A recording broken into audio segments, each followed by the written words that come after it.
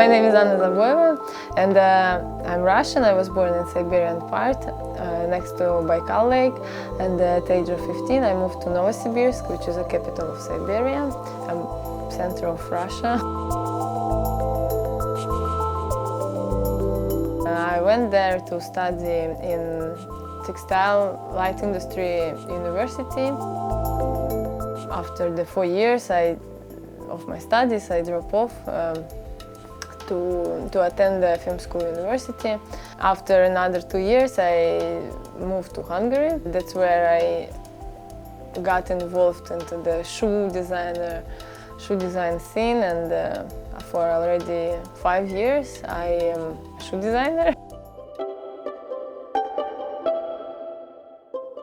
Well, I got involved into the shoe design quite spontaneously because I was looking for some possibility to extend my visa to be in Europe, and I was attending to some different school grants and some sponsorships and scholarships. In one I got awarded and studied for 1 year in the art school here in Budapest. They have a leather department where I could see how it all goes and what kind of tools they use, and just like ask some basic tricks. My first shoe was looking good, just it wasn't so technological, and I think it fell apart like in 2 weeks, but the sole was made of like IKEA plate for the hot pants, and the upper part was from blue felt. So it was nice. It was nice summer shoe.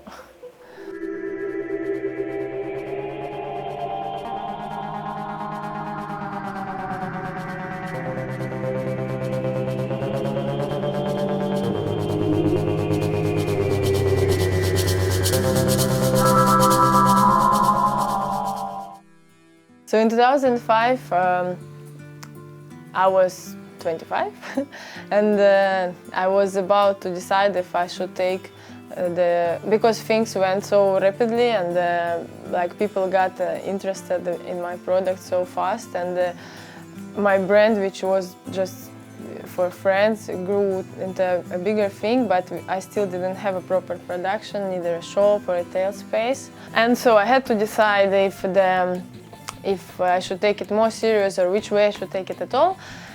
Miracles happen, and I met with one girl. She was very interested in my work, and she had some little savings, and she wanted to invest those money instead of spending them in some parties and stuff. And we quite fast start to work together and organized the first production and employed the first people and the machines. And so after a while we had already quite a mess with all these things, and so neither her nor I knew how to do the business or how to do retail or how to do production, nothing. I mean, I was an artist, and she was 20, and we spent loads of money just on learning how not to do things. But in the end it worked out, and in 3 months we already opened the shoe shop because the production went quite fast and quite easy, and we had loads of product, and we didn't have enough retail possibility online. So we were looking for a space which combined all 3 facilities for us: an office, a retail space, and a workshop. And that was this place at Vesheleni Street. Economically, it's cheaper to rent one space, and we thought, okay, if we have a shop anyway, then let's have it as a showroom. But I think it was like the best decision I made ever, because with the retail spot, it's going much faster, and we have sales more than we could produce. But it's okay, we're willing to work. Vesheleni is a good street because it's not only locals, it's downtown, it's a city center, it's close to the party street here, and But it's not like Váci Street, which is like super touristic and super expensive, so it's quite friendly price-wise, and people are walking here a lot. People know from different sources about this shop, so it's a good location, I think. The 7th district is quite cool district, and there's lots of parties going on, and we are a late night open shoe shop, so it's we keep in touch with all the entrepreneurs around or all the local places, because it's like they're all cool guys, you know, and also because we communicate with them and collaborate about, you know, they always advise us to their customers, so we do. And in Kazinci Street, for example, there is a lot of like food places, Mexican, international, Indian, Thai food, and it's like a very good location for them, and we always send people there, and so they do it otherwise, and we always have a very good connection. Some people have complained about the parties in our store because we are late night open, the locals who live upstairs, but since next to us opened the Kochma, a bar, they complain to them. Or maybe they agree on something, I don't know. So since then we don't have like police raids coming around and stuff. That's okay.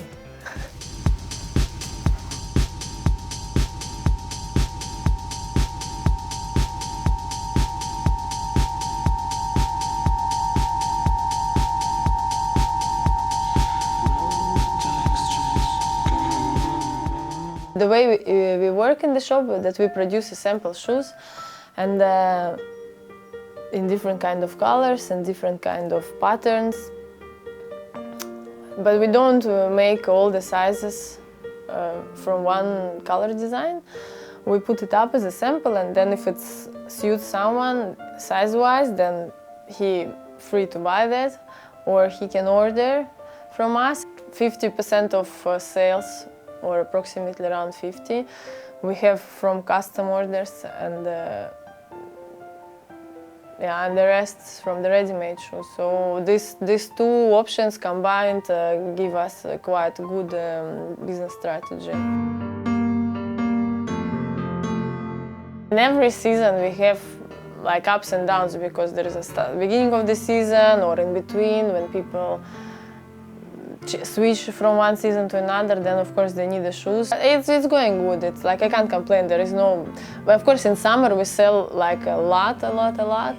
But because it's summer stuff, it's cheaper than winter. So profit-wise, I think it's the same, you know. But in winter we also, before Christmas, we sell like a lot, and then in January it's like nobody has money to shop anymore. Of course, if one buys, then all the friends of him like see stuff and check it out, and I don't know. And so in the first year, I think we sold to everyone, and then they start to come back. People start to come back, and yeah, we have like a whole family sometimes buying from us. Normally, reaction is quite enormous, and people like sometimes don't even control what they face, you know. So it's quite happy thing to see that people are really surprised and they like it, and the design really impresses customers, as I can see. We have a good feedback from them and stuff. Most of the people understand that we are independent, not like we have a bunch of money in the pocket to just like for tomorrow produce like whatever shoes. So we do the best we can, and we hurry as we can. Just thank them, we can open a second store in a month, and thank to them that they raise the quality, because we had to switch from one material to another and to always research and get the feedback from people, that if somebody bring it to repair, we see that where we were mistaken, we change them, or we make a deal for another shoe and repair. So it's some people really, I think, take risks and buy the stuff because it's a new brand and it's a we use new technologies and we experience while we go. But actually, when you communicate with people every day and they're like bring you positive emotions about it, it's quite inspiring. So I am not, exhausted, even though sometimes I have to work like 20 hours a day. I have a depression, I had a depression sometimes, but since now people always bring like a fresh emotions here, and you see every day smiling faces and every day like some satisfaction, then it's really inspiring, and winters goes very easy here. Not for everyone.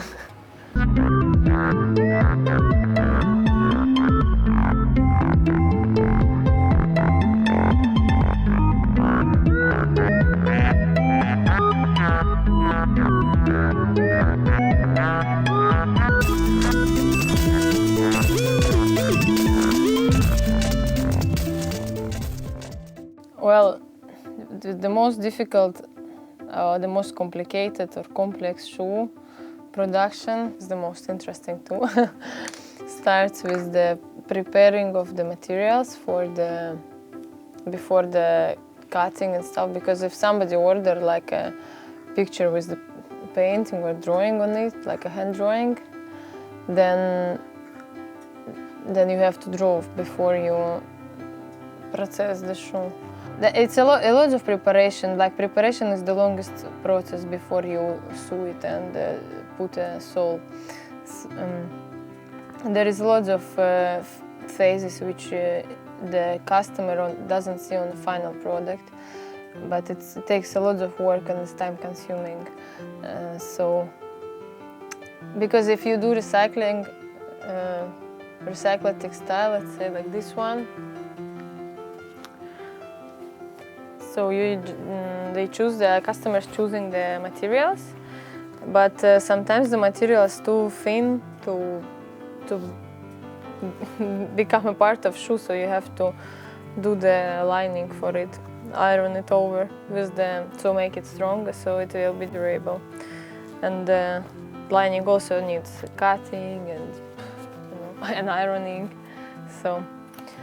And there are a lot of things which you don't see in the shoe, but they're inside. You have to make stronger the connections with all different kinds of like lines you put inside under the stitch, glue it, and so that is the sewing department making or doing, and also when the upper part is ready.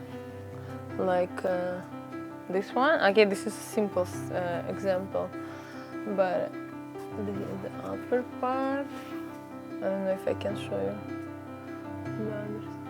No, no. So this is the upper part, so when it's ready, simple it or difficult, it doesn't matter, then it goes to a sole making department. And that is all, again, a lot of hammering and gluing and cutting and sanding. That's it. And when it's ready, we bring it from the sole department. It's not in the house. We bring it back and call the customer to pick up the shoe. The materials we use, it's generally 70% is genuine leathers. We work only with natural leathers. We don't use like plastic, synthetic shit, synthetic materials. But we also do recycling. So we collect different kinds of vintage materials on the street. So that's two components we use in the shoes, leather and the recycling material. Collecting of material is like the fun part. So we go around London with our friends, or we used to go when it was more public, this event, and find some vintage materials or some vintage clothes or some. It depends. Sometimes it's carpeting, like material for carpeting, and or if we see a nice armchair or sofa which is damaged, we just cut the fabrics off and bring it here. And we did it just for fun, just to see, just to make some one party. We did this recycling shoes, but it was a lot of response from people about this, and they really like the concept and stuff. So we started to do it more conscious. So not just let's do it whatever, but we really concentrate on this recycled line we produce, and now it's became so popular that like almost everyone who knows the shop, they know about us doing that. So they just bring us, instead of throwing away materials, they just bring it to us. So we have a lot of things, textiles. Of course, not everything's used because I choose by the patterns, so the material have to be beautiful to become a part of shoe. But apparently after we choose what we like, then we decide what we do with the rest, because still something can be done.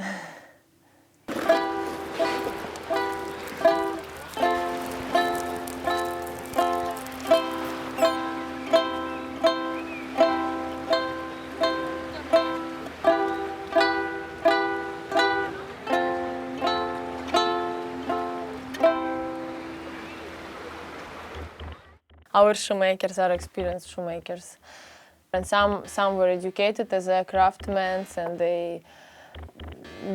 that's what they did. But some shoemakers we work with, they came to work for us after working at the factory, at the working line. So they wasn't really accustomed to do the whole complex process together. They knew just 1 or 2 or 3 movements perfectly. The rest they remember from school, but we had to a bit re-educate them, or a bit show how it all goes here and stuff. So of course it was in the beginning for some people was like even frightening, because nobody imagined that they have to do from the beginning until the end the whole shoe, and responsible for it and for quality and for everything. But I mean, we pay equally, so it's not that we pay 50 forints, for as they get on the factory for one operation, we pay a demanded price for it. So it's okay if they take 5-6 hours to make one shoe. They get paid for the time and the effort they spend on it. So in the end, jobban érnek. And so some sewing ladies where they've seen on TV or on magazine, on newspaper, I don't know, about the shop, and came to ask if there is any work here. And of course there is always a lot of work. It depends on experience, so of course we don't take everyone, but if the person is really willing to work dedicated and good and provide us with a good quality, then of course, we are welcome and open for such offers. Besides the shoemakers, we have shopkeepers, administrators. It's quite a lot, a big team. It's around altogether, maybe together with the shoemakers. It depends on the season. It sometimes gets until 20 people in the shop, so the running costs are also quite high. But it's okay, we manage. And a lot of students come to work here if it's like a hot season and we need hands to do some easier job, and they want to learn something new, or they need for their portfolio a line in the experience, then we are welcome. But most of the students, they are a bit living in the dreams, because they think the shoe product at us, shoemaking is something so fancy and so, I don't know, cool, and they will hang out here with the beer and music. But it's not like this. Sometimes you have to do 1,000 same movements during the day just to proceed the 100 parts.